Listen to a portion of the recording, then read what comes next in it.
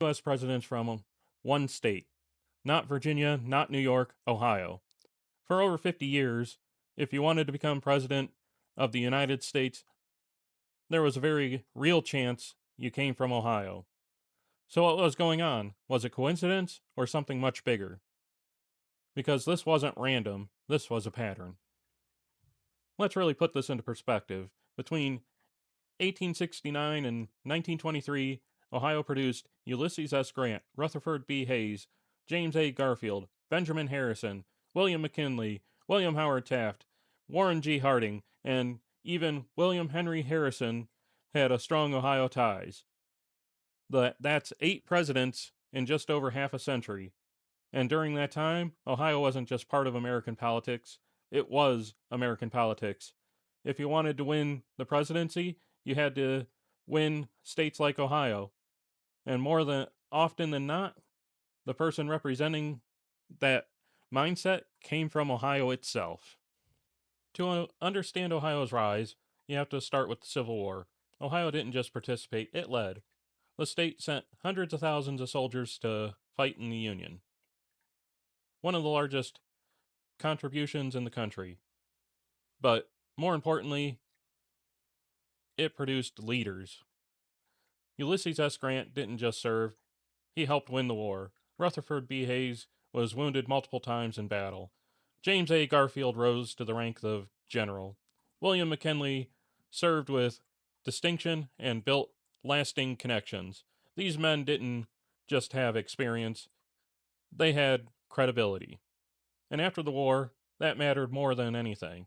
Voters trusted leaders who had already proven themselves in the most difficult moments imaginable.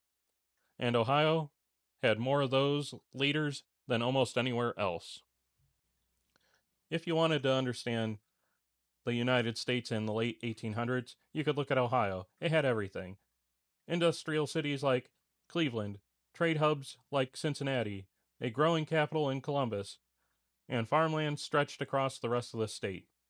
It was the perfect balance: industry and agriculture, urban and rural, wealth and working class. That made Ohio incredibly powerful politically, because if a candidate could win Ohio, they could win the country. It wasn't just a swing state, it was the swing state. At the same time, Ohio was booming. Railroads connected east to west through the state. Factories were producing steel, machinery, and goods at a massive scale. Oil and industry brought serious wealth into the region. And where there's money, there's influence. Ohio politicians had access to business leaders, donors, and national networks. Figures like William McKinley built strong relationships with industrial power players, helping fuel their rise. So by the time these candidates ran for president, they weren't starting from scratch. They were already operating on the national level. And when you put all this together, it starts to make sense. This wasn't luck. Ohio had the leaders, the location, and the influence all at the same time. And if you've been following this entire Ohio President series, I appreciate you being here. Hit the subscribe if you haven't already, because there's a lot more stories like this coming. Ohio didn't just produce strong candidates, it built a system. The Republican Party especially had a powerful structure in Ohio. Experienced politicians mentored rising ones. Campaign strategies were refined and passed down. Connections opened doors at the national level. You can almost see the chain. Grant opens the door, Hayes follows, Garfield rises next, then Harrison, McKinley, Taft, Harding. It wasn't random, it was momentum. Success in Ohio created more success. Here's something that doesn't always get talked about. Ohio presidents felt safe. They weren't seen as extreme, they weren't overly flashy, they didn't divide the country. They felt steady, reliable, familiar, and during the time when America was changing rapidly, through war, industry, and expansion. That's exactly what voters wanted. Not risk, not uncertainty. They wanted stability. And Ohio candidates consistently delivered that image. And maybe the biggest factor of all, timing. This all happened during a very specific moment in American history, right after the Civil War, during rapid industrial growth, before modern media and national celebrity politics took over. Ohio was perfectly positioned at exactly the right time. It was the perfect storm.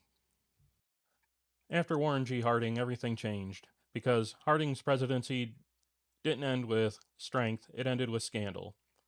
His administration became tied to multiple corruption scandals, including the infamous Teapot Dome scandal, where government officials secretly leased oil reserves for personal profit.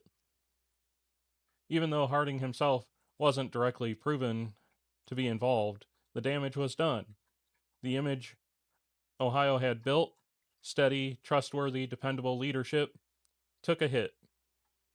And for the first time in decades, that safe choice feeling didn't feel so safe anymore. At the same time, America was changing. Political power shifted.